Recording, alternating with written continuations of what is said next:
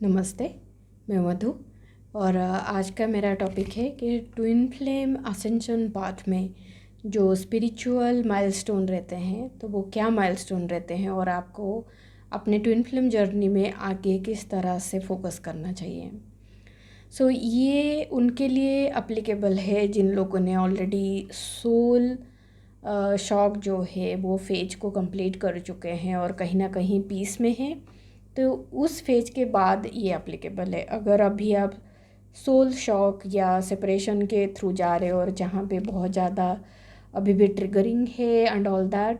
तो फिर उस जगह पे आपको अभी इनर वर्क पे फोकस करना है। बट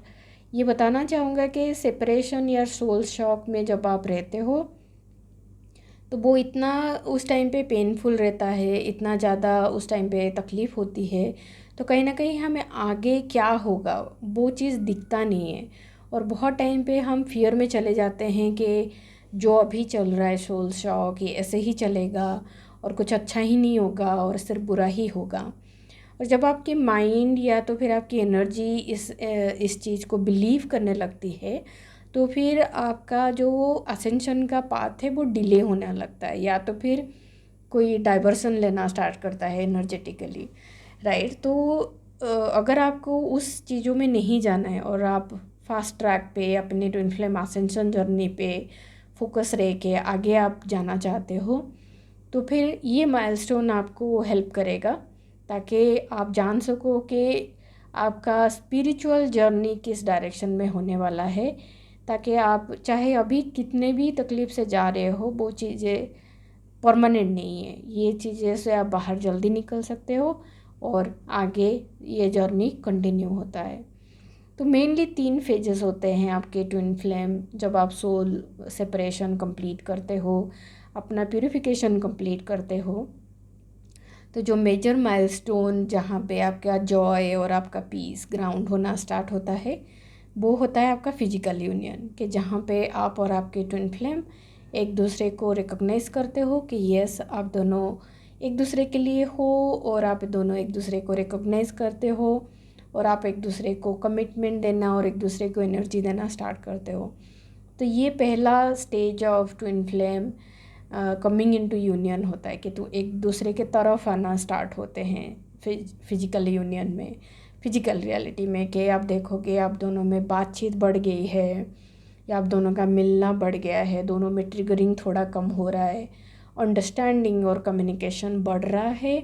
और आपके काफ़ी जो डीप ट्रॉमा और वुंड्स थे, इमोशनल वुंड होते हैं, वो कहीं ना कहीं आप आइदर प्रोसेस कर रहे हो या कंप्लीशन हो चुका है।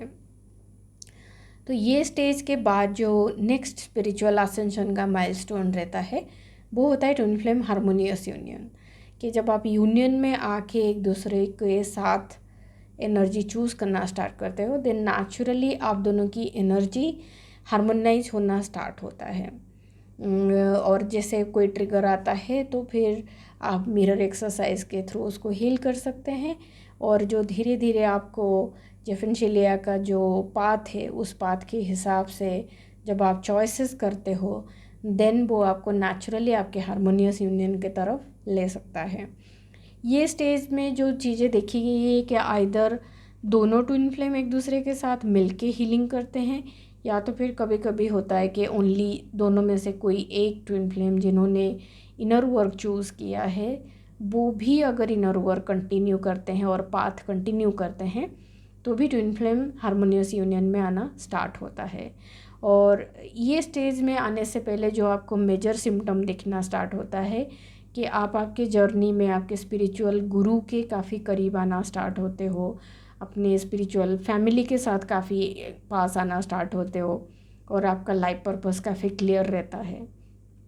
और ये चीज़ें जब ग्राउंड होना स्टार्ट होता है आप दोनों की एनर्जी में तो फिर आपका नेचुरली हारमोनियस इन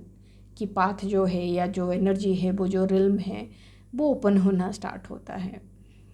और harmonious union is the stage जहाँ पे ट्विन फ्लेम दोनों एक दूसरे के बैलेंस में आ जाते हैं और वहाँ पे काफ़ी ग्राउंडेड वे से 3D में एक लाइफ को चूज़ करते हैं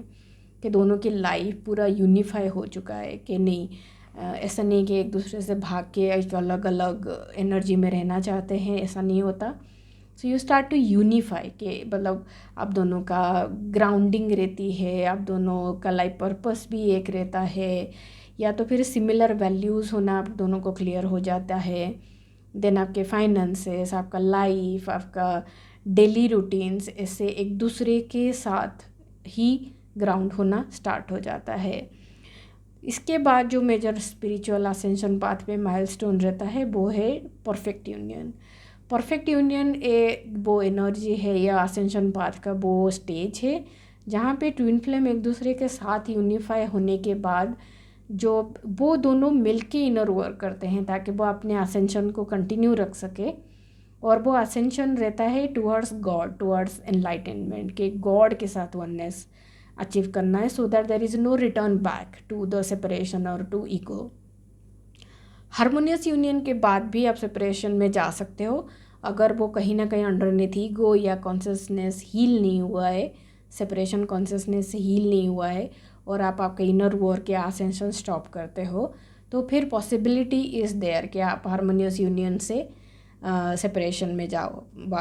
या यूनियन में चले जाओ। लेकिन जब आप आपके जर्नी में असेंशन चूज़ करके, हीलिंग कंटिन्यू करके,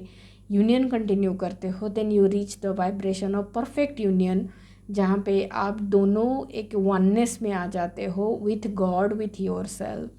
तो फिर वहाँ से there is no return back, उस पॉइंट से आपका रिटर्न बैक नहीं होता है।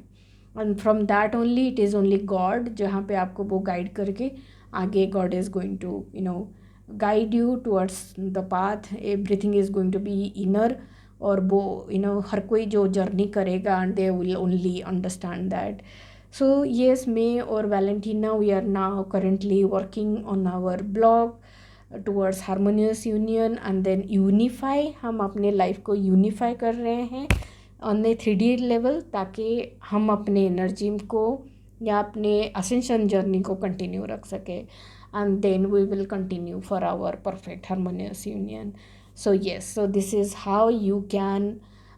Look forward rather than staying in the fear, के डर हमेशा आपको बोलेगा कि आगे कुछ नहीं है, ऐसा होगा, but you know the truth के that these are the thing जो आप चूज़ कर सकते हो कि नहीं,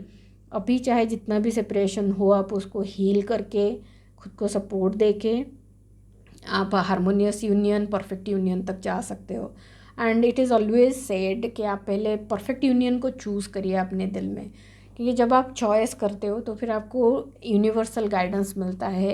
एंड देन आपको जो ब्लॉक है वो पता चलता है ताकि आप उसको हील कर सको और अपने परफेक्ट यूनियन को मैनिफेस्ट कर सको।